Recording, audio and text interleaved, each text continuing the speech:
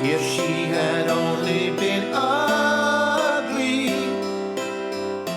we would still be together. We're going to start the show in a second. Got John Henson here, really talented, very funny, delightful. And I should tell you before we start, I'm a very hard-driving journalist. I can't help it. If you cry, if you break down, if you give something up about yourself, Right. it's going to happen. Hey! Welcome to Don Irrera live from the Laugh Factory with John Henson today. Give John a hand. No, he's not coming out for that. The Woodward and Bernstein of the podcast That's world. right. That's you. Exactly. You know, they hate when like they go, give yourselves a hand. Like when the MC goes, Yeah, give yourselves a hand, yeah. The one I hate the most is, you ready for your headliner? And they go, yeah. And they go, oh, he's not coming up for that. Oh, yeah, right. thinking- You can do better than Yeah. that. Oh, wait, he's coming up for that. Right. It's his turn to He's- go on. I guess, he's not coming up for that. He's coming up for $500. Right, he's is coming up really for what he's- whatever it yeah, is. Yeah. How funny is that? How you doing, man? I'm good. I was thinking of you because the last time I saw you, I ran into you at the airport. I just came back Sunday night. I was seeing family on the East Coast, and it was like the Sunday night 9 p.m. flight on American from New York to L.A. Is that what we were on? No. Oh. I'm just saying that was the first time I've ever been on that flight. But I think it's like the VIP room at the 4040 Club. Right, I mean, right. it was just jammed with celebrities. There was not in my class of service, but Rihanna was on the flight. How is she? Heart of gold, that Yeah, girl. Just a sweet. I always told you. You didn't believe in her like I did. I know. You've I been said on her she's gonna since make day it, one. this Yeah. kid. Yeah. L.A. Reid, the music producer, and Dan Marino. Big Dan. Well, Dan's going back and forth with jobs. And that, He's yeah. got 2 NFL jobs. And when I got out of the baggage claim, You checked the bag? I did. Yeah, Yeah. I always do. What are you, fag? Yeah, a little bit. I always overpack. But I get out, and a cameraman from TMZ comes up to me, and Good exposure, that baggage claim. yeah, I go, you got Rihanna, Dan Marino, and L.A. Reid on the same flight, and you're coming up to me? And I right in front of him, I tweeted, paparazzi fail. Like, it was just such terrible decision making on his part. Hey, do you want a cup of coffee? No, I'm good. Okay, because I bought you a cup. Oh, did you? Yeah. Is that? No Yeah. kidding. So you didn't? What you're saying is nobody's had any of that one yet. Well, no. You think I would offer you something that somebody? Well, a couple I'll of guys. take it. I'll get it. You got it? No, I don't know if you wanted sugar or cream, but I got you some. But there's no stirs at Greenblatt's. You're quite a host. Well, at least I could do is get you a cup of coffee. You're moving. You tell me. You drive out. Yeah, we're moving, and I was doing all of the negotiation for the adjustments after the physical inspection today. I would have been here a few minutes earlier, but Sorry. that's all right. If that's my real estate agent telling me the guy wants more adjustments, I can't. We can do work it out. Tell That's him right. I'm firm. Tell him it's an as-is price. It's nerve-wracking. Buying and selling a house is a nerve-wracking. Oh, it's one of the most traumatic things. That divorce and being born. and being put to death. Yeah. Execution is supposed to be one of the most traumatic things a human being can go through. What about the guys that go through that and then they get a stay at the last second? You've been strapped in. You've had that well, this is it. And then somebody comes back and, whoa, wait a minute. Yeah. The governor thought it over. We just saw that you're not implicated. The DNA was wrong. Sorry. Yeah. Come on. That wasn't really your last meal. My bad. Think of the free steak you got. Look at the silver lining. Look at the bright side. Yeah. Did they? By the way, did they? They did not repeal the death sentence in California during the election. Did they? I don't They think were. so. They were talking about commuting it all to. Even though I believe in the death penalty in general, I do too. I think that the way they had it worded, I voted against it because they were going to help people more with it. Yeah. I mean, I'm. That's what I'm about. I know you're a Giving. man of the people. As most people feel, any crime involving children, there's just some things that you just go, Yeah. nah, you kind of forfeit your claim to life, But at the same time, you can't help but read about all these instances where innocent guys are put to death, or DNA evidence is exonerating guys who've spent 27 years on death row, and you go, oh, my God.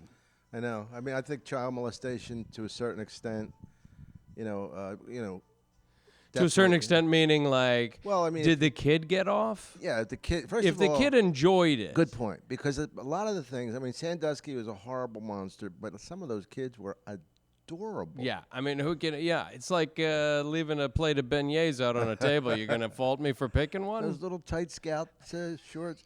You know, a friend of mine. This is, by the way, this right now. I can hear the your audience career. clicking off. I can hear. Hey, you fucking animals. Yeah, another person just hit dislike on Facebook. No, but a friend of mine prosecuted that case. A guy named Joe McGettigan. Really? Prosecuted the Sandusky case, and now he's dealing with the emotional pain of those guys who admitted that they were molested. Sure. Because they're in a situation that now, people know what happened to them, and they didn't do anything wrong. Right. But they, their life's upside down now. Yeah. I mean that what strikes me about that is the sort of head in the sand aspect of this guy Sandusky just will not acknowledge. He's fucking crazy. How do you? He acted like it was a plot against him. Why? Why would you have a plot against a great assistant coach from linebacker U? He was the linebacker coach. He was acknowledged to being great. What plot? Right. That old ruse of I'm going to take a beloved sports figure and pen 60 child molestation cases on him. And when the whole thing boils down to that moment with Bob Costas where he says, are you sexually attracted to young boys? Yeah. And it took him something like 17 seconds to get to the word no. Like somebody said to me, ask me if I am sexually attracted to boys. I said, are you sexually attracted to boys? And he went, no. Yeah. He goes, that's what you say. Yeah. You don't wait and think about it. You're fucking guilty. Yeah, exactly. You don't go, am I? Good question. Well, let me word it differently. I'm drawn to their energy. I enjoy being, but sexually, I don't think sexually is the right word. Do I want to bone them? Yes, but I don't consider it sexual. No. It's really more of a turgid and erect affection. Showing them what the real world could be like. Yeah. I'm glad I told you I would get him talking about this. This is why I had you up here. You know what I love is that you ask all the hard questions. Even for an old friend, you don't pull back. What makes you cry? Because it's funny that I really don't know you that well. I like you so much, and you're so fucking good. And I don't want to get Sammy Maudlin on you. No. But you were so good. I was like the night I saw you, and you told me you hadn't performed for 10 years. I'm going, holy shit. Well, you're so at ease with an audience. Well, thank you. I appreciate that, and I you've sort of beat me to the punch because, as I've told you, and I've been very vocal about it. But when I came up, you were an established guy. You were already a headliner when I was just starting out, and most of the headliners and real like upper echelon acts. Didn't have much time for guys in my shoes. You know what I mean? They weren't real giving guys. They weren't what you would call supportive. But you were always you were always just a human. You were always nice, accessible, outgoing. You're supposed to be. Yeah, right. But you were supportive, and I took 17 years off of stand-up, and I came back here, and it was one of my first sets. And I spoke to you right beforehand. I went on. I had a good set, and the support that you gave me afterwards, and the sort of positive feedback. I don't even think I was in the car ride home for 2 seconds before I called my wife, and I went, "You're never gonna believe I got a compliment from Dom Irrera," because my generation of comics, rightfully so, really look up to you and always have. And so thank you for your support, and obviously it's returned tenfold. But your words meant a lot to me. That's funny because I can't bullshit on stuff like that. Like if you had a bad set. I would have, if you asked me, I would have trouble making eye contact. Right. And I would have probably said something like, you've been away a long time. You got to understand that. Right. It takes time. I mean, I would have said something true, but I couldn't go. You would have danced around it like Sandusky with Bob Costas. Would I say you had a good set? I don't. But I don't want to say fine. It was an energetic set, but I wouldn't say a good set. You got good material. I'm telling you. What you need to do is get back at your chops. You don't have your chops. That's right. Yeah, exactly. It'll get to where it Yeah. needs to be. But I was amazed at how quickly you just adapted to it. I guess while you're performing on television, you're so at ease. I mean, I think that's a lot of what it is I've written for TV for 17 years, and TV forces you to write in a much more structured, deadline-oriented way than stand-up does. You also don't always get to pick what you want to write about. You have to be prolific. You have to take notes, which you don't as a comic. Did you act too? Yeah. And it made me a better writer. I mean, I think I'm a better writer after TV. Did you do theater in college? All that kind of stuff. I started off acting when I was like 8 years old. I mean, when I was in college, I did Rosencrantz and Guildenstern. I did that. Really? I love that play. It's a great play. And, you're so talking clever. about... The verbal tennis match. And it's two guys on stage for 2.5 hours. Each character has 1,400 lines. I mean, it's a lot. But I love the idea that they're like the background to Hamlet. Yeah. And he's walking by. Isn't there a part where he walks by? And usually it's Hamlet. He's Hamlet. Yeah. And it was these two schlubs. Right. Now he's an extra. Right. Hamlet's the extra. It's always perspective. You know what I mean? It is. Not everybody gets to be the star. Sometimes even the star is an extra. But talking about the going back to stand up, I was surprised.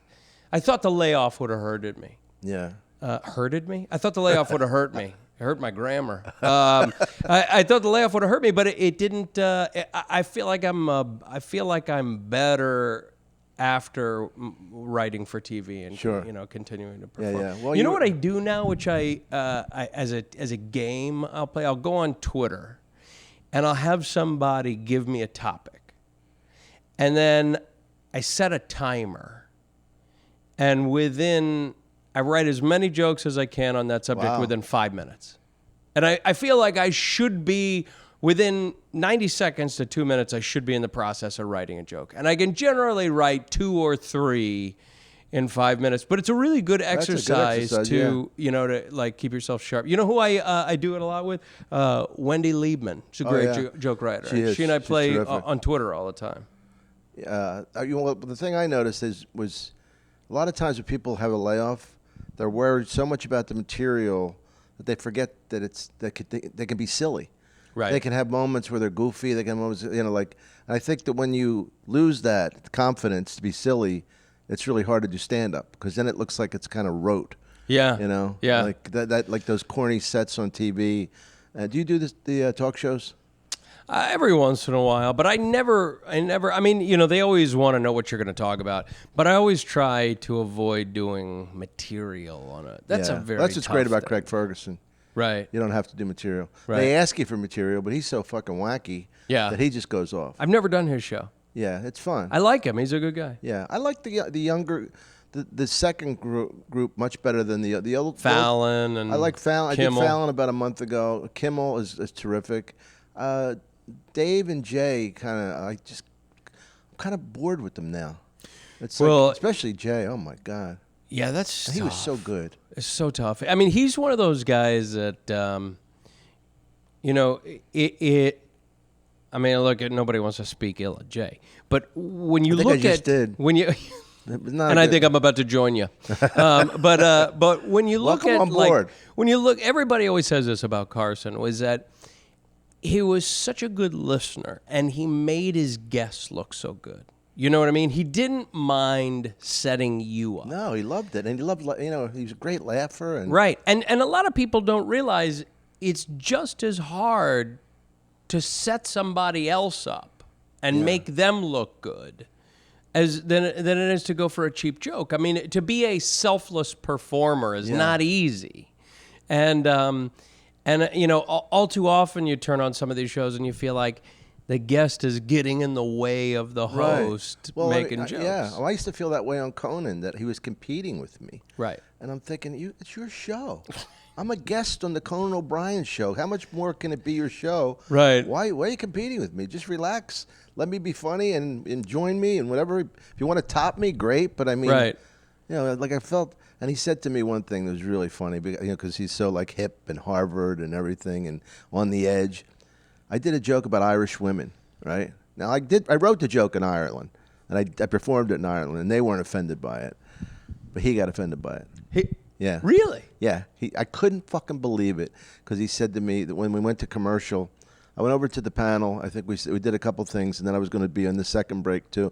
And he goes, I really didn't like that, what you said about the Irish women. And I was thinking to myself, yeah, because you look like one of them, like the homely Irish women. Wow. Yeah. I mean, I was talking about beautiful and homely. Like basically the joke is they're either radiantly beautiful. There's no average. They're radiantly beautiful, steel blue eyes, jet black hair, or sea skanks, right? You know, like, why did you cut you into my chin? You know, whatever. But like that was, you know, not a particularly harmful joke. I mean, No, and it's, I mean, and they all think it's true over there. They laugh about it, you know.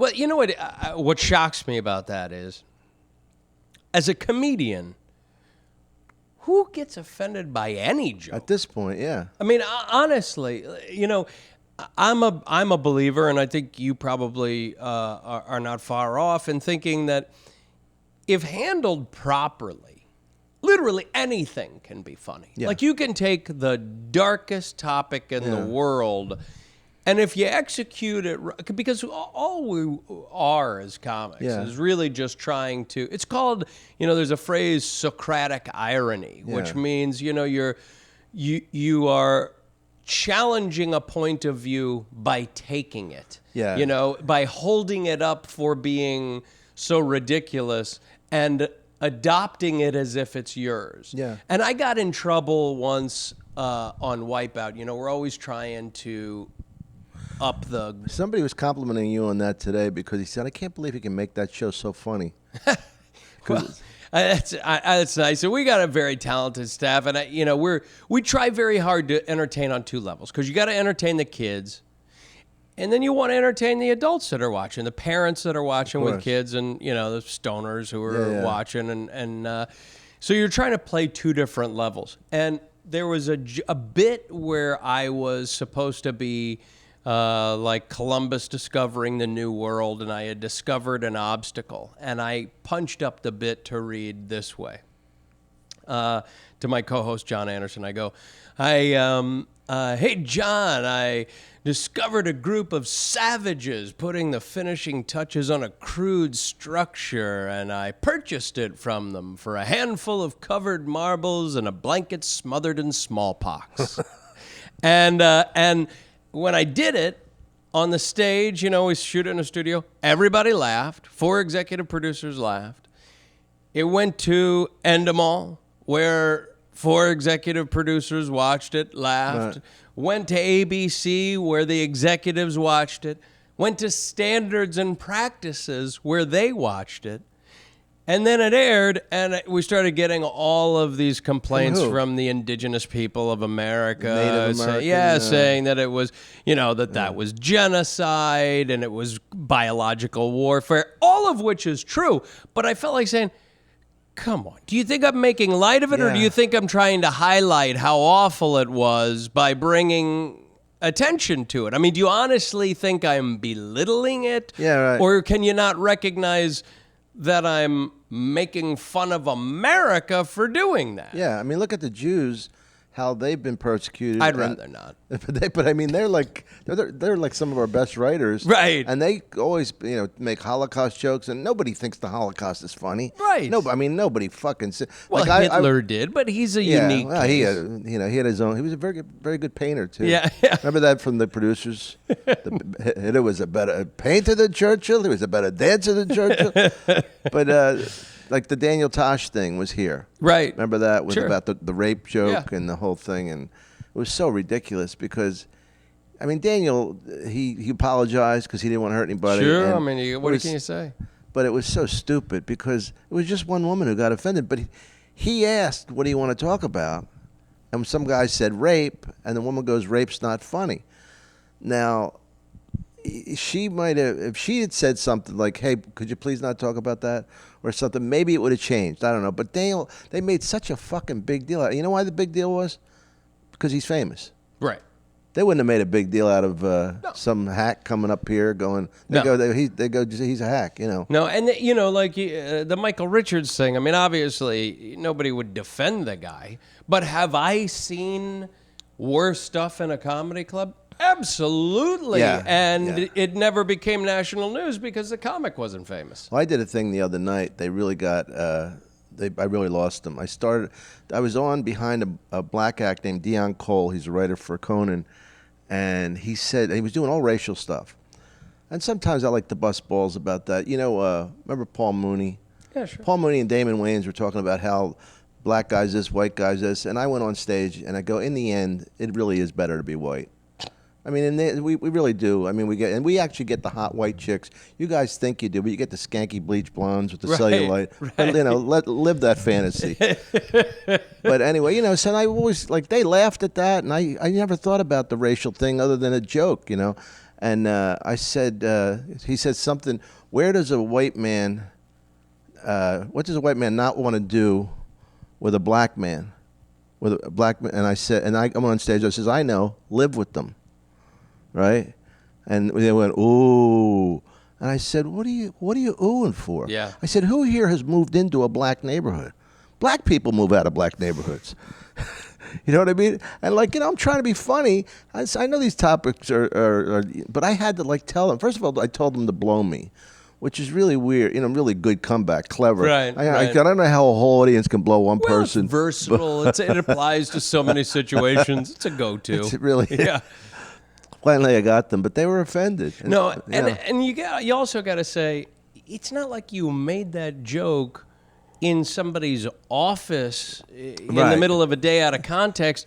You're in a comedy club. If you can't come to a comedy club and suspend your judgment and just say, I'm going to empower these comedians to be coming from a place of trying to entertain me and assume that everything they say is for humorous effect and doesn't belie any, you know, the thoughts and viewpoints expressed during Dom Irrera's act are not truly his own, that kind of thing. I mean, if you can't do that, well, you don't deserve to be here. Because anybody can get offended over anything. And it defeats the purpose of coming to a comedy club.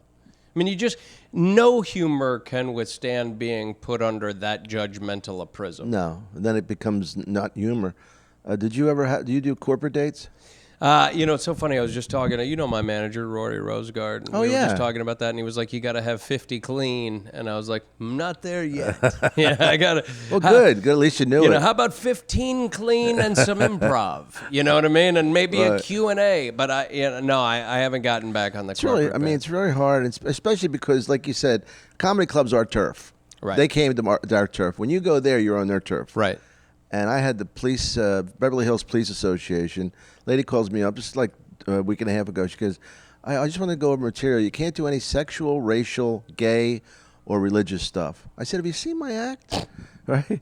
And then I said to her, let me give you an example of a joke without any of those elements. 3 people walk into a bar.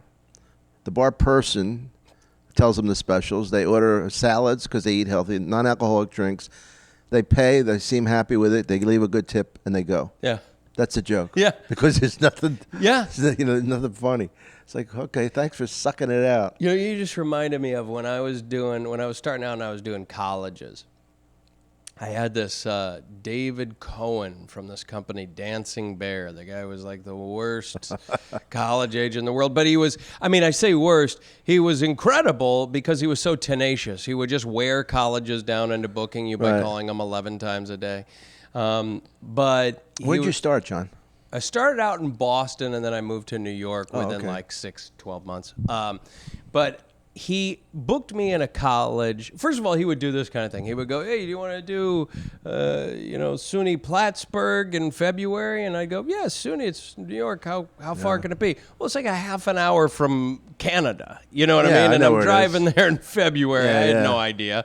But he booked me, without telling me, he booked me at an all-girls Catholic school on Parents' Weekend, freshman orientation / Parents' Weekend. So when I get to the gig, what material could you do? I get to the gig, and back then I was, chain smoking joints the entire car ride. My eyes were bleeding. I was covered in Dorito dust from eating chips as I was driving. I get there, I was supposed to be there an hour before the show. I'm sure I showed up about 6 minutes before I was supposed to be on. And I am greeted by a nun in a full habit, like a flying nun kind of habit, floor length black robe, the whole 9 yards. And there's children, there's kids running around, and I could, I could feel the color draining out of my face, like I could feel my lips turning pale, and she goes, couple quick guidelines for the show. Obviously, no obscenities, no material about drinking or drug abuse or premarital sex or birth control or abortion. But anything else is fair game. Oh, yeah? And I go, is innuendo okay? And as I said it, like a 6-year-old kid came running up and threw his arms around her legs and was like holding her with like an oatmeal cookie in his mouth. And she sort of tousled his head and she goes, if you can say it in front of a 6-year-old. And I went, okay, may I use your restroom for a moment? I went into the bathroom and I remember splashing water on my face and looking at myself in the mirror and saying, this is gonna happen. Like this is, Right. This is going to happen. And ironically, it ended up being a great show. I only had about 7 or 8 minutes of material out of my hour. How much time did you do? I did an hour. You did an hour with I did 7? an hour. Isn't that amazing? Vic Henley has a great line about when he was starting out as a comic, he was like going to be an MC or something, and then the middle act didn't show up, and the owner goes, "Can you do a half an hour?" And Vic's response was, "I got 6 minutes of material. I can do as long as you want."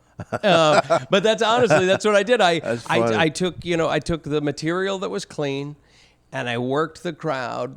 And I improvised, and it ended up being they were there to laugh, and if I stayed. Were kids on in the audience? Yeah, the whole thing. It ended up being a shockingly good show. But I honestly, So I you thought I was gonna improvised throw up. basically. Yeah. Did you talk to them? Yeah, the whole time. The whole time. Well, that's I mean, I had good, to. What else could I do? How big a room? This is a couple hundred people. That's funny. The longest I've ever done, I did a college once. I think it was in Michigan, and again, it was in the winter, and the open and the middling act were carpooling together and got snowed in and couldn't make So it. you had to do the whole show? And they asked me if I could do their time. And at the time, I was like 25, and my response was, "Can I have their money?" And they said, "Yeah." And I did an hour and 55 minutes. Oh, my God. I'm a 45 and out of there guy. Yeah. I mean, it's, and of course, the whole second hour, or 55 minutes of it was improv. I mean, when I did an hour, that was already 10 or 15 minutes of improv. Sure. Like I had about 45 minutes of good material, and then I could stretch it out. Isn't it amazing how you can stretch it out, though? It's almost like Jesus and the loaves. Yeah. That whole thing. Like, hell, it will come. Yeah. If you build it, they will come. But, I don't do that anymore. That's something that I haven't gotten back to. And I don't know if it's because I don't feel comfortable enough doing it, or when I just headlined not long ago for the first time in 17 years, and I did 45 minutes. I did the Irvine Improv. Oh, that's great. Yeah, and a great room. Yeah. But I did 45 minutes, but I didn't do any crowd work. So, and part of it was because I kind of feel like, it's different if you're here, it's a Thursday night, there's not that many people. Material almost seems like an elephant gun for a house cat, Yeah. But I felt like as a headliner in that situation, I didn't want to be stretching. You know what I mean? Yeah. I could have if I needed to, but I tried to just do straight material. And I just booked like the Punchline in Atlanta. I'm going there in January. That's fun. Yeah. That's a good. You'll like that. So I was just starting to slowly get around. How's your draw after these shows? Well, that's the thing. It's interesting. I mean, Irvine, we did good numbers, but they papered the room a bit for me. I think, I think People have to know you're a comedian. Yeah, that's the thing. I mean, I think people know who I am, but Yeah. not having done stand up and not having a TV show to pump it on, Right. and tell people like Bill Maher, I'm gonna be in Atlanta at the Punchline on the. I think you kind of gotta make your way through the markets a few times. Yeah, well, because even people know how funny you are. They don't know, like Joe Rogan with Fear Factor. Right. He did Fear Factor, News Radio, which he had a little part, but I mean, Fear Factor, they didn't know he was a comedian. Right. But now he's got a big following. Right. So I think maybe the second or third time through a city, hopefully word of mouth has gotten around and the people who go to comedy clubs know a little bit. I think people will come out to see me, but I'm always curious, are these people who are Talk Soup fans? Are they Wipeout fans? Two very different audiences. Yeah. And if they're coming expecting the guy from Wipeout, Johnny isn't home. Right. You know what I mean? I'm not that guy. I mean, it's not like I'm not Saget. I'm not doing anal rape jokes. Right. Well, his is a rebellion for the embarrassment of working Full House. Right. Because he was, my thing is, fuck it, take it and just live with it, but don't take it and keep cutting it up. Because don't take it and bite the hand. Yeah, it's like Drew Carey, God bless him. He's the host of The Price is Right, millions of dollars. But you can't be The Price is Right host and act like you're a rebel or have an edge. You know what I mean? Right. You're still like going, come on down. Right. Yeah, no, you have to. I mean, look, Wipeout is, it's predominantly a kid's show. And I kid to other comics when they go, what are you doing? I go, I write soul-crushing puns for 8-year-olds. But it's the best thing that's ever happened to me and my family. And I would never, What are you interested in hosting a talk show? Yeah, I think the end game for me is to get into late night. You'd be great. I've always, I say that. Truth is, for 25 years, everything I've done, from the decision to get into stand-up to every job that I've said yes to, every job I've said no to, has been an effort to sort of actively chart a path to late night, because it's a very, every year there's 20 new sitcoms. There's like 6 guys in late night, and they're like Supreme Court justices. They keep those jobs till they die. You get people asking you that's like a question like I asked you if you're interested in it. I didn't ask you is how come you don't do it. You know what I mean? Because that's the stupidest fucking question. Because the people come to me and go, how come you're not on The Sopranos? Right, Like I chose not to be on. Yeah. Because I don't need to do a great show that's a drama that has humor in it. Fuck that. It's not for me. I do my thing. Yeah. I'll be at Bananas next week. Don't you forget it, tough guy. Yeah. You know what? You just reminded me of, this sounds like a bit, but it's not.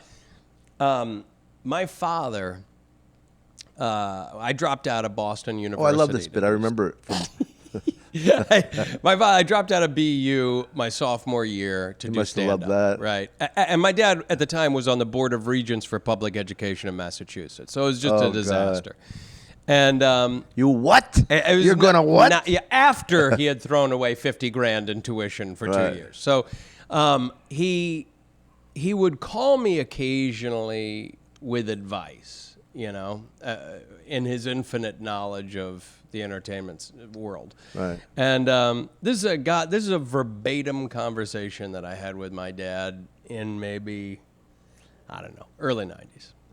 My dad calls me, he goes, he's Southern, he goes, John, I was watching the Leno program, and they had on this Jerry Seinfeld and what he did, and what I think you ought to do is tell these jokes about things that everyone has in common. See?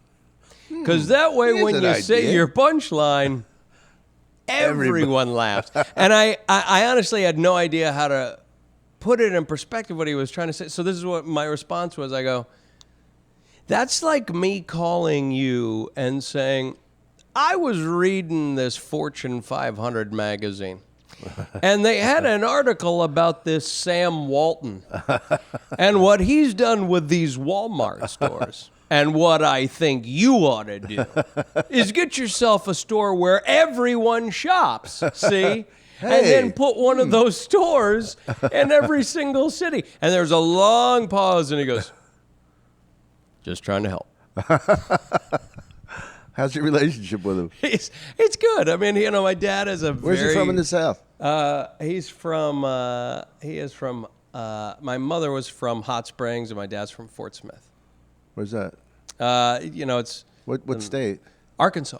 Oh, Arkansas. Sorry, I thought I mentioned he was from Arkansas, but both my parents are from Arkansas. And I think you just said he's from the South. Yeah, that's a different part of the South. Yeah, and he's a very he's a conservative guy. He's a very accomplished guy. He did very well for himself in his career. He grew up one of those guys who grew up with nothing.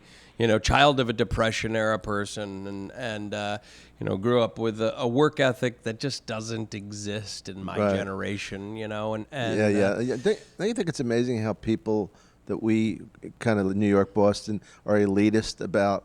They think like the South is uneducated. Did they ever hear of fucking Vanderbilt or some of the Duke, some of these schools? What do they think? Right. Like just because they have an accent or a different view about something that they're dumb, Yeah. No, I mean it's and ironically, my father, who's a successful guy, now lives in Greenwich, Connecticut, is a Democrat. He's a liberal guy. He was way ahead of the curve in terms of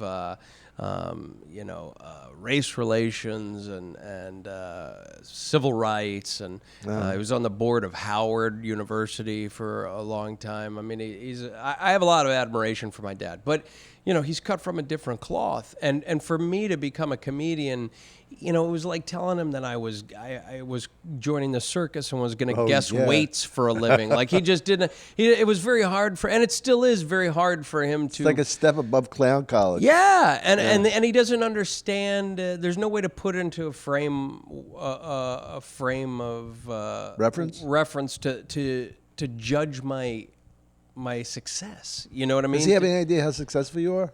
I don't think so. I think, he's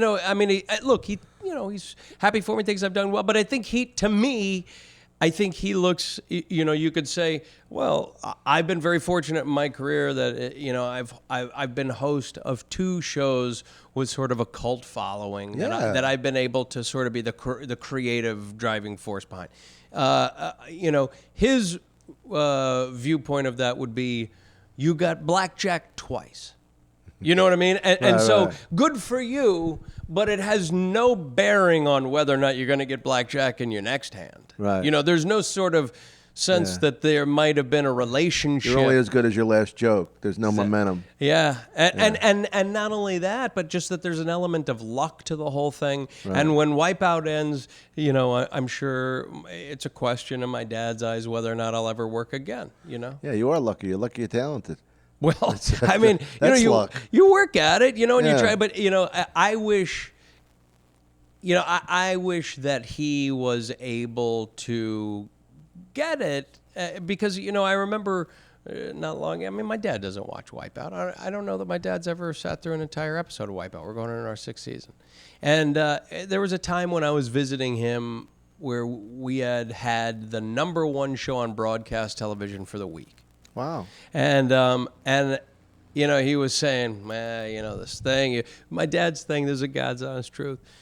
He was lecturing me saying, you ought to take advantage of this opportunity on Wipeout. Get out of the entertainment industry and do something smart like buy a Dunkin' Donuts franchise. There you go. That would make you happy. He wanted, and this is a conversation that's 25 years old. Like he wants me to buy a Burger King or a Dunkin' Donuts. And so he was trying to tell me that I should, after 17 years in television, being 25 years too, in the entertainment industry. Yeah, he was telling me that I should get out of the business and buy Dunkin' Donuts. And what I was trying to explain to him, and I know he intellectually understands it, but I don't know that emotionally it bears weight. I said, look, I had the #1 show on broadcast television in any time slot on any network for the whole week. That's like if I were a singer, it'd be like having the #1 album in the country. You can't get higher than that. That's amazing. And I mean, I don't say it to gloat about Wipeout, but it was sad to me that he couldn't draw a sense of pride from that. Not because he's stubborn, doesn't want to give me credit. He just doesn't get it. He just doesn't understand. It's hard for him to appreciate. But see, it sounds to me that he just doesn't, like you said, he doesn't get it. But he doesn't have a competitiveness with you. No, and he's very. I mean, now he's come around, and I think he's seen. He's very happy for me. I just spent the weekend with him, and you're a funny guy, John. I mean, he's very supportive. I don't think he knows about the guys that stand outside or open micers for 15 years. That's. You know what I mean, he doesn't know the other side of like how hard it is. Yeah. Like, first of all, forget about the 2 shows you have, which are unbelievable and unbelievably hard to get. Just to get on stage here in prime time, we're beating out thousands of people. Right. You know? And that there are people who will work diligently for years and years and years and never even get to the point where they're passed at some of the clubs that we get to work at. I mean, I say that because I feel very lucky. I'm very conscious of being able to do what I love for a living. And I'm also very conscious of the fact that there are people who love it and dedicate years and decades to it, and there's a ceiling on how far they're going to go, you know? So I just wish he could understand the nuances of the industry, because I think he would be, you know, my brothers are businessmen, and I think he's much more able to discern what it takes to do what they do. Have you ever met like any of these people like that intellectuals who can't figure out why they can't write comedy or make up jokes? Or, right. You know, I mean, I know a neurosurgeon. He's always trying stuff on me. He's already a neurosurgeon. You think he'd be secure in that? Right. But he says, "Is this funny?" I go, "No." Right. You know, could I? You know, one guy gave me a bit the other night. You ever get these people in your life to think, "Can't you be satisfied that you're good at this? This is pretty cool, neurosurgery, that you're saving lives and operating on the brain, and you still think, you know." Well, he's working his way down. I mean, from neurosurgery, it's like, why is it? It's like a neurosurgeon coming up to you and going, "I'm trying to stack plates. I want to get a job as a busboy, and this is killing me. I can't carry a tray." You know, it's like, be You're already happy there, with taking somebody's brain out of their skull, fixing it, and putting it back. I think really bright people can't figure out why they can't be as bright as great comedians, when great comedians can be very specifically bright, and they might be like, you know, absent-minded professors off stage. Oh, yeah. But they can't.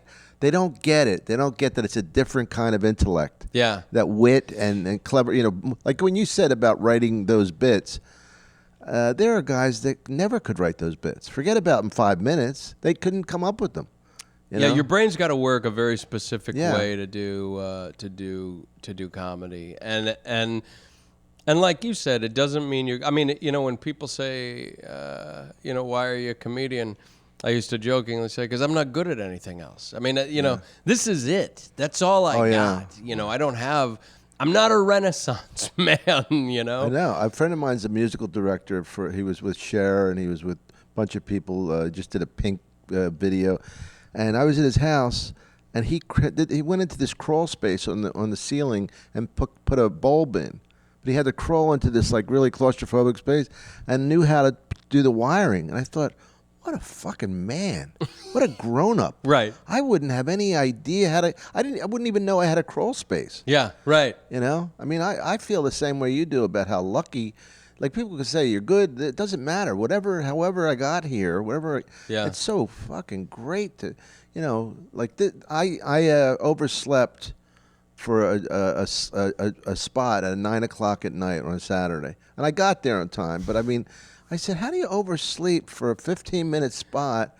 At night? At night. I mean, but I love that. I love the freedom of it. Yeah. And the fact that you have a show you like, it compounds how cool it is, because you could be on a show, even though you didn't like it, you're making too much money to give up. Right. It's silly. Right. No, I'm knock on wood, I'm very happy. But, you know, I recently, 6 years ago, I started a That's when you know you're getting old when 6 years is recently. As recently, yeah. You never hear an 8-year-old say that. I got into feature film producing, just on a very initial level, and I've been fortunate enough to work with like people who are, you know, A-list, top of their field.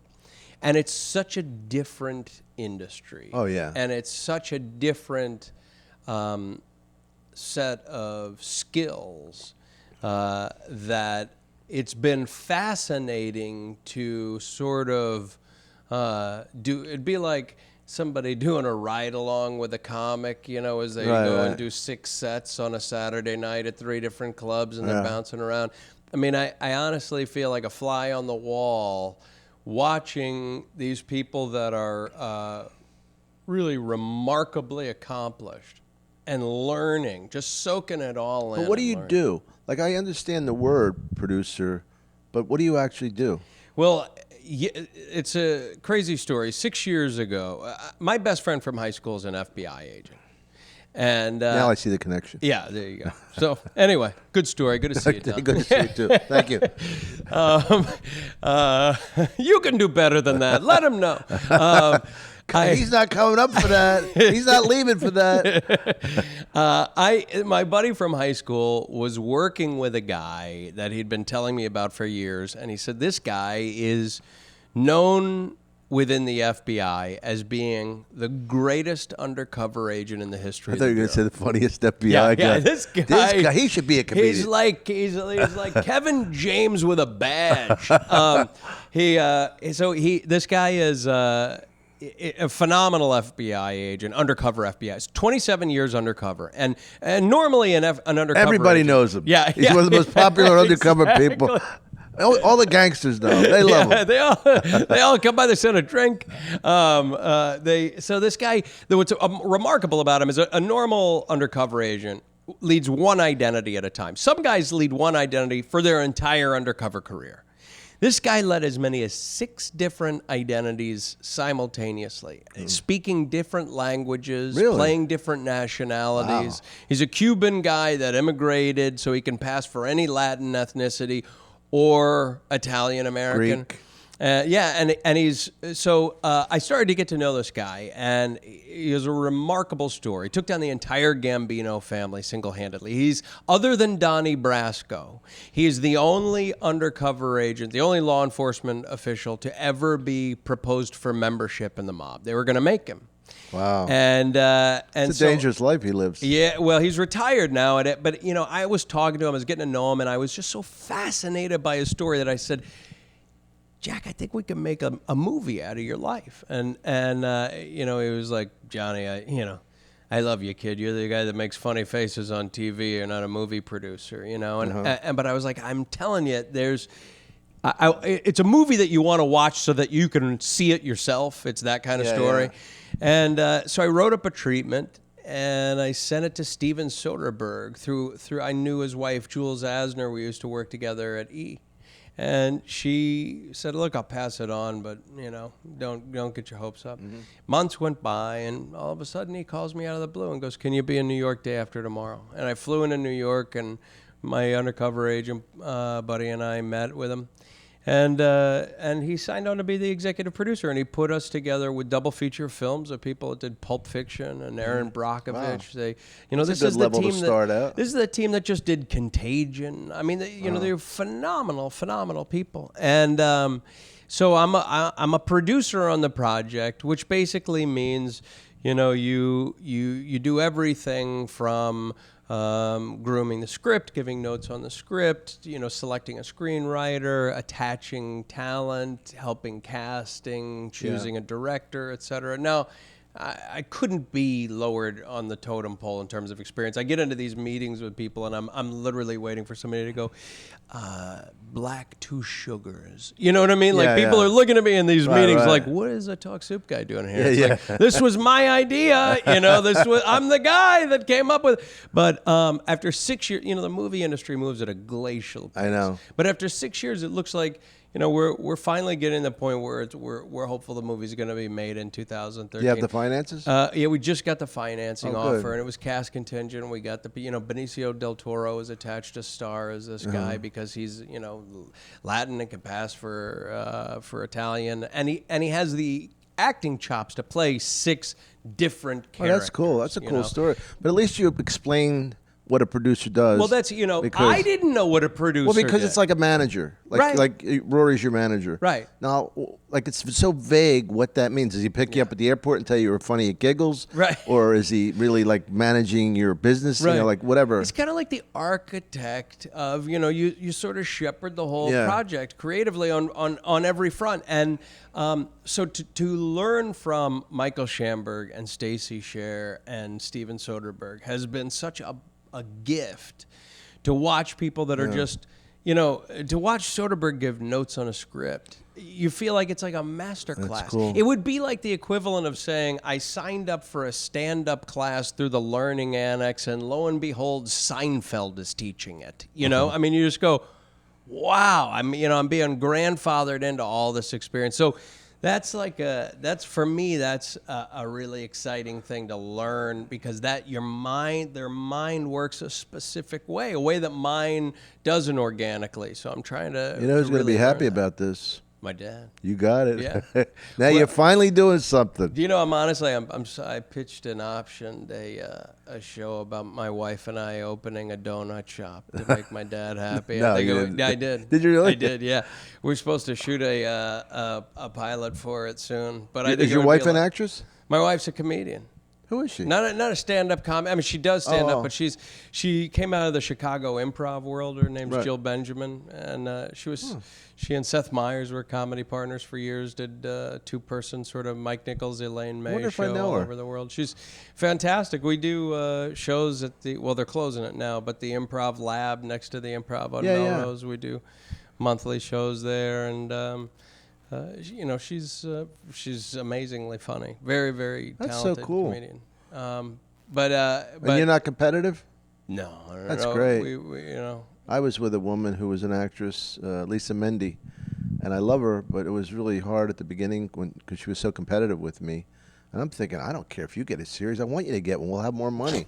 But she was like, I was like auditioning for Saturday Night Live. She goes, can you mention them to me? I go, I'm not even in yet. Right. I can't start. in your audition. Yeah. Can you open a door for me? I was telling Jimmy Fallon about that, about people like saying to say hide, like with inappropriate things about like open a door for an audition. Like Jimmy, they're going to make sure you tell Jimmy I said hello. Like, so my whole set would be, listen, I was supposed to do stand-up, but I got to say Arlene and Harlan from they wanted to say hello to Jimmy, and and here's a list of other people who said, hey, what's up? And, Right. Like you're it's going to be kicking yourself afterwards, like like you're who's the chick from $1 Million Baby, Hilary Swank, forgetting to thank her husband. Like you're gonna Right. get done with your. I can't believe. I was supposed to. right there. My opportunity. I'll never have that chance again. He'll never know that the people from Bananas wanted to say hello and send their best. By the way, thank you for saying indigenous people. That's been in my mind since you said that, because I was thinking it's never enough, is it? Native American. Yeah, you can. Now that's How do you just scrub it clean of whatever any- it is. Flight attendant. No, it's Right. There used to be stewardess. Now it's flight attendant. Right. Whatever it is. It's But how often do you think the word indigenous is used conversationally? Like how many times a day? I use it about once a year. Do you? Conversation, indigenous. Yeah. That's on average. That's Propinquity and indigenous or something I save. yeah. Propinquity, you know what that means? No. It's like nearness, He had a propinquity towards whatever. Right. Dunkin' Donut shops. Right. Is it related to propensity? I don't know. Which means No, propinquity you're is given actually, to a it's certain. a geographical term. Right. Like a propinquity be like we have a propinquity towards the Laugh Factory's offices right now. Right. I think that's the way. My brother is a writer, and my brothers. I'm the youngest of 5 boys. My brothers are all extremely funny, and I grew up heavily influenced by them comedically. Are you the youngest? Yeah, and my brother Bubba. His name's Frank, but everybody calls him Bubba. He's a teacher. That's an Arkansas name. Yeah, exactly. It's mandatory. So, but he has a gift for crafting sentences, and the way he uses the language is so artful. Mm-hmm. And when I was maybe 11, 12 years old, and he was in college, he's 12 years older than me, we would play these games where we would write short stories, and he would write a paragraph or two, and then I would take it over and write a paragraph or two, and we improvised the narrative. We just shared the story, writing it back and forth. It's pretty cool. We got all of it. They're called the Paperboy Papers. Some of the stuff was pretty fun, but I'll never forget this. He wrote, it began a story called The Swiss Family Henson. And the first sentence was, this being the chronicle of the Swiss family Henson, as handed down from parchment to printer, from elder to squirmling, and as rendered in this form by the griffin emo as found on the Isle of Spit. Sounds like Dennis Miller. I honestly, like, I was like 12 years old. My head cracked like an egg and my brain spilled out onto my foot. Like, the idea that you could use words that way to create that kind of an image, I was hanging on every word. And I it's great. I got to learn how to do that, you know? Yeah. What's he do now? He's a teacher. He's an English teacher. Where? At a school that we both graduated from, a school called St. Luke's in New Canaan, Connecticut. I was a kid. I don't know if I ever told you this. It took me 5 years to get through high school. I'd repeat my junior year of high school. Me too. It took me 5 years to get out of college and 5 years high school. I did a 10-year plan. Yeah. I refer to them as my first and my second junior year. But you get kicked out of one school? Yeah. I got kicked out of public school, which is not easy. Not easy. You got to be like a gangster to get kicked out of public school. You got to be documented and bad. Yeah. And you went to a private school after that? And repeated my junior year. And I ended up being... How'd you do? You know what? Ironically, I was president I was only there for 2 years. I was president of the high school. I was an honor student. So you changed? I got the headmaster's award when I left the school for service to the school and the community. And not 2-3 weeks ago, they gave me the first... I was the inaugural recipient of the Alumni Artistic Achievement Award, which was it meant a lot to me. That's and cool. I had to give give the thank you speech on video because I couldn't fly in for it. So I dressed up because the school has a dress code, you know, and I gave a very genuine speech. And at the end, I said, "Sorry, I couldn't be there with you tonight, but I did dress up and wear a shirt and tie and a jacket because I wanted to honor the St. Luke's dress code. So thank you." And then I stood up and revealed that I was in boxer shorts, you know, and turned off the camera. But That's funny. it took me 5 years to get through high school, but And you went to BU for 2 years, and that was it? Yeah.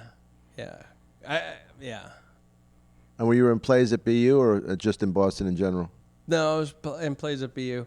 And then I started doing George McDonald's open mic night at Stitch's Comedy Hell on Sundays. Was that the one right near Nick's? Yeah.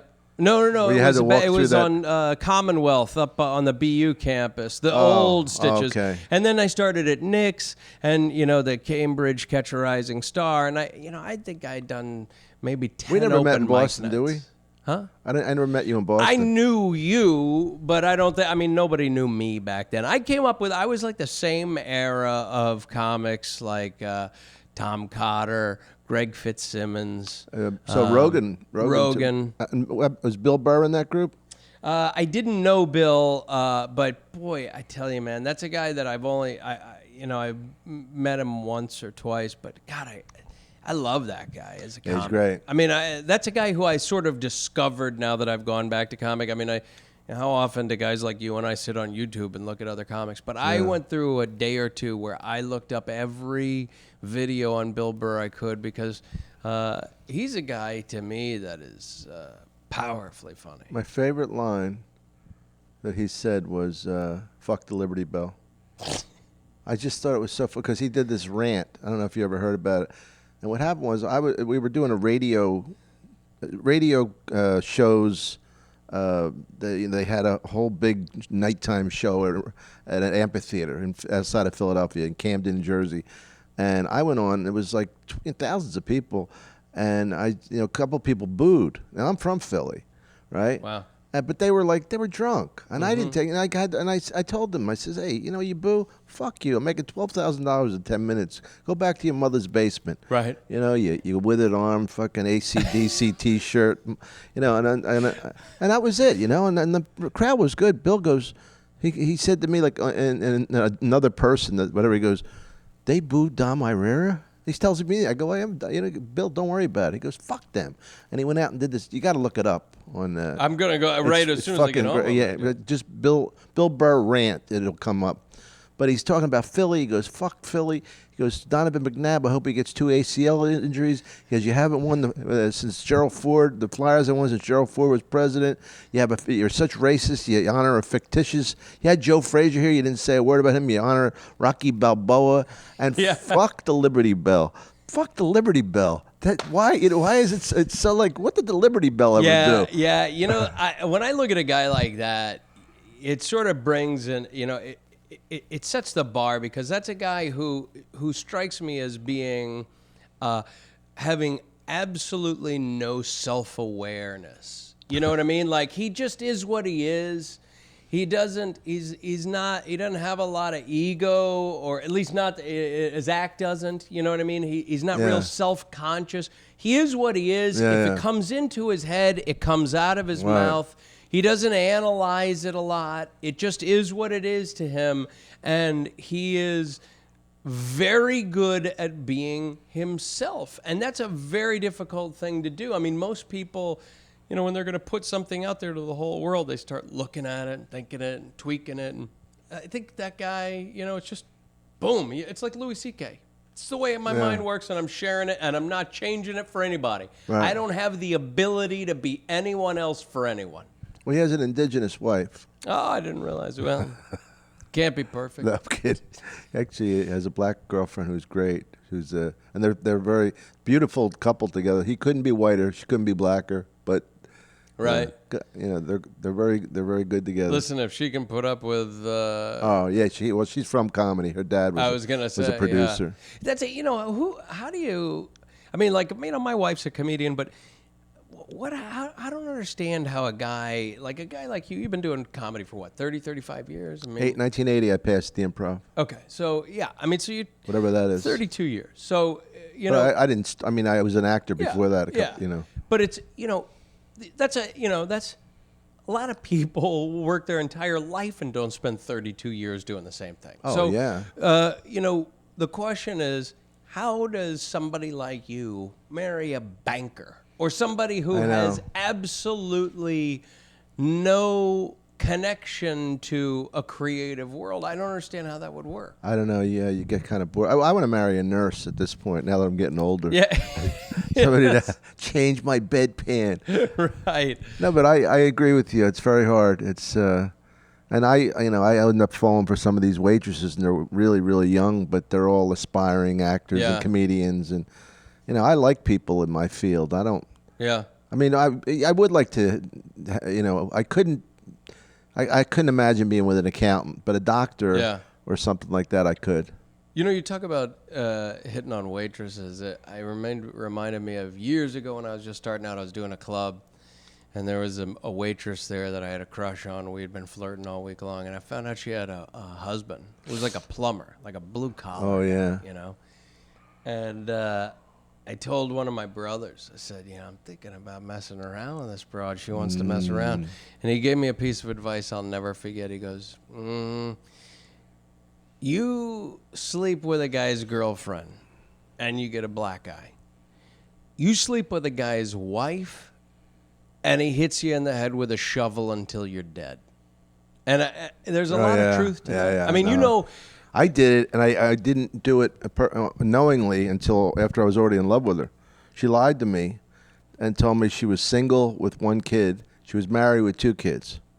Wow. And she was, and what's weird? She was an ex-stripper, and who would have thought that she had emotional baggage? Oh, where was that hiding in plain sight? She seemed so good on the surface. I know. She had a good body, good shape. I was married once before, and my ex-wife cheated on me, and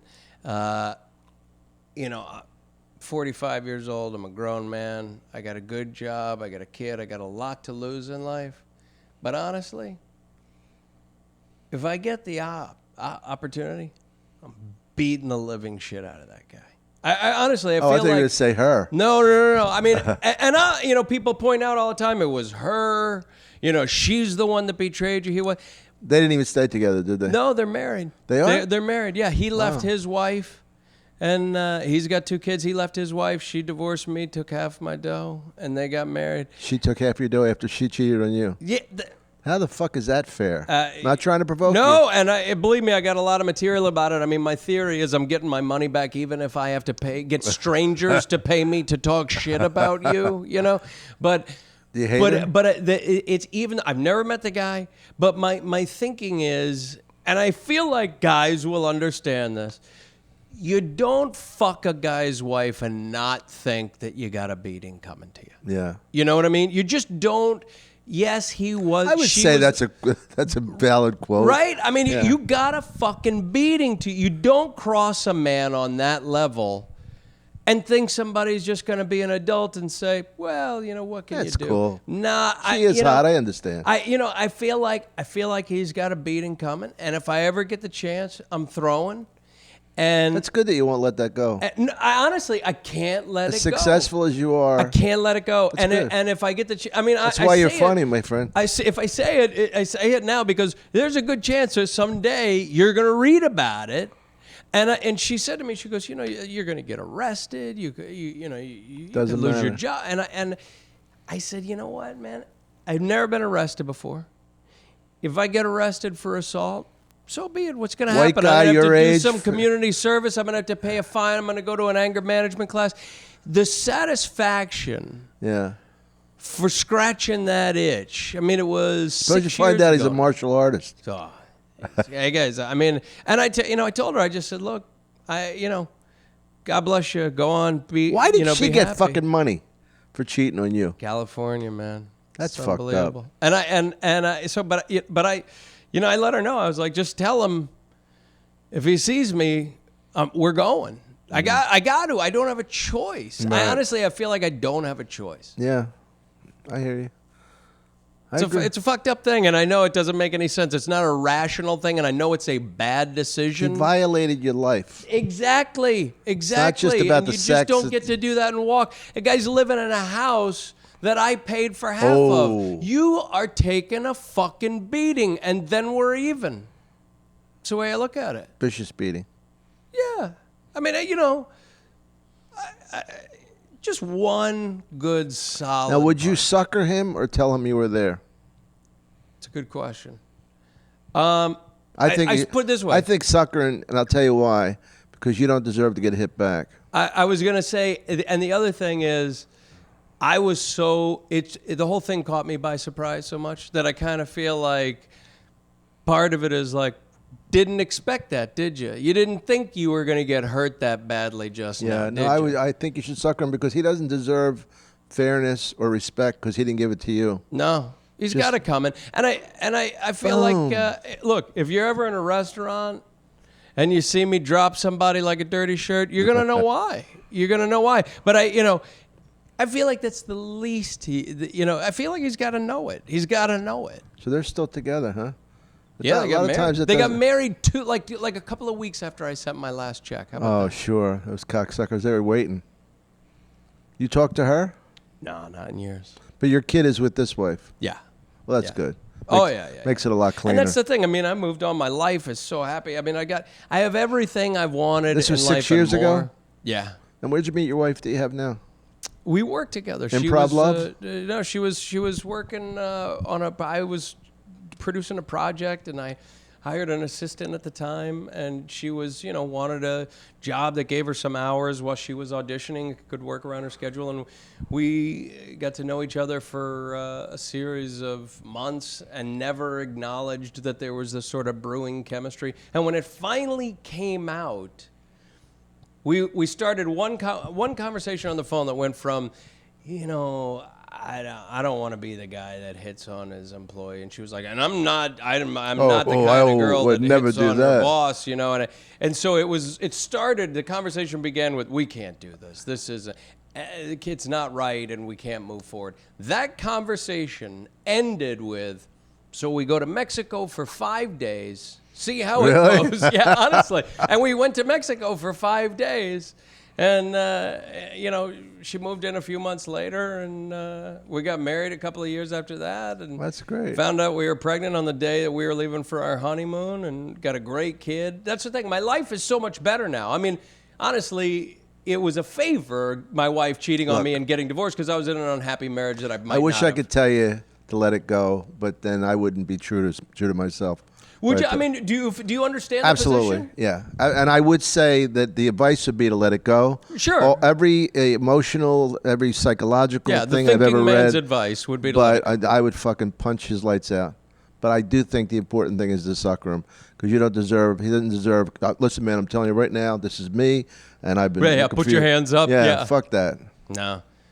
It would be Fuck really the rules satisfying. of Queensbury or whatever they were. But I wonder, is it going to be the kind of thing where afterwards I walk away and I feel bad and I go, Oh, you're not going to feel bad. That's what you're I gonna thought feel I'm going to good. That's Damn. Tom, I love you. You know what? If I ever see him at a restaurant, I might call you just for backup. Oh, I I would might love call you it. just so you could come and take a picture. I would Video take it. We'll put it on YouTube. I wouldn't mind hitting him. Yeah. I hate him already. Son of a bitch. Oh, I hope he sees this, the son of a bitch. He knows he's got to go. Because I've always said it, and I wonder whether or not they think, yeah, he's not going to do it. He's going to fucking do it, dude. He's going to get you. Oh, yeah. He doesn't care. He's No. got enough money. He can pay fucking lawyers to get him out. Never been in jail. Not a chance. A white guy like him stays there 15 minutes max. I thought if it hits the papers, there's going to be a guy It's in good the country publicity that for you. doesn't go, good for him. You know, he seemed like such a mellow guy. I didn't know he had that part of him. I'm proud of him. Yeah, exactly. I honestly think guys would be proud. I think never guys would have be, thought on this show that you come here and talk about beating the shit out of somebody. Well, Dom, you ask the tough questions. You, That's what I do. the Woodward and Bernstein of the comedy podcast. I don't know how that you restrained from crying a couple times. When you got to the bit about your father telling you to open up Dunkin' Donuts after all the think I'm success, kidding? after all the fucking success You you've think I'm had. kidding? My dad loves it. He said, "Why wouldn't you do that?" I mean, and I said, "I don't want to make fucking donuts for a living," Yeah. And he just looked at me like, "What? Why? What? Yeah. Why would you care?" And he doesn't. But just so you know, he doesn't mean own a Dunkin' Donuts and hire people to run it. He means you get the fuck up at 4 a.m. and go down That's and way open worse. up. That's worse than I thought. Why would you pay somebody when you can work yourself and Yeah. save that money? Save the 18 grand a year that you would pay a 19-year-old kid to do it. And it's a work ethic that I wish that I worked half as hard as my dad does, and did. Well, my father he never would give me credit for being a stand-up. He would tell me how hard it is. Like he goes, it's a really hard thing. And he says, and then he's talking about this boxer who got hit, who hit a comedian because he said something about his wife. This, like way back, this old boxer. And I'm thinking, why are you telling me this? I'm sure I'm a much better stand-up comedian than this guy was anyway. And You're not the kind of guy that messes with. Has anybody ever come after you or gotten upset with you, tried to pick a fight with you because of something you did in an act? one time at the Improv in New York, a guy came on stage, but Came nothing on happened. stage? Yeah, nothing happened. He was drunk and insulted about something, but I did do something that was really crazy, and luckily I missed. A guy, you know how like your ego can be very fragile in certain things.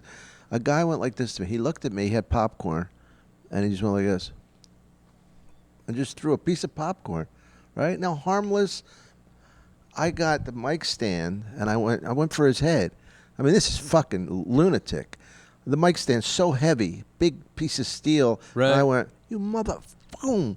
And my mother is in the back with my sister. Your And mom was there. My mom goes, Dom, no! It was all in slow motion. And I just missed his head, and then they threw him out. But I'm thinking, I could have killed the guy. Now imagine what you would have done if he had fucked your wife. Whew. I wouldn't have missed. If this guy throws popcorn at me, I'm gonna have to kill him. And she was coming home to you. He was fucking her for a while.